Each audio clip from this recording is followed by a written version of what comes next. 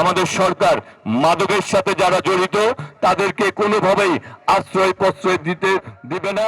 যারা মাদকের সাথে জড়িত থাকবে তাদেরকে সেই যে হোক তাদেরকে দুদিন আগে আর পরে মাদকের সাথে যারা জড়িত থাকবে তাদেরকে আমরা আইনের আওতায় আনবো এবং দল থেকে আমরা তাদেরকে শাস্তিমূলক ব্যবস্থা করব।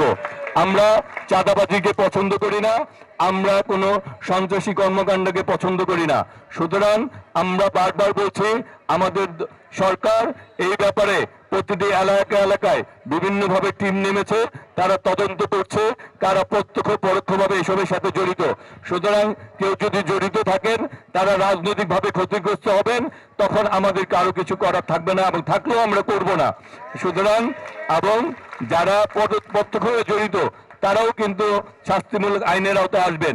সুতরাং আমরা চাই এলাকার উন্নয়ন করে, আমরা চাই আমাদের কাজের মাধ্যমে ব্যবহারের মাধ্যমে আমরা আমাদের ঢাকা ৯কে গড়তে, আমরা আমাদের এই জাতীয়তাবাদী দলের এই সরকারকে গড়তে, মাননীয় প্রধানমন্ত্রী জনাব তারেক রহমানের হাতকে শক্তিশালী করতে।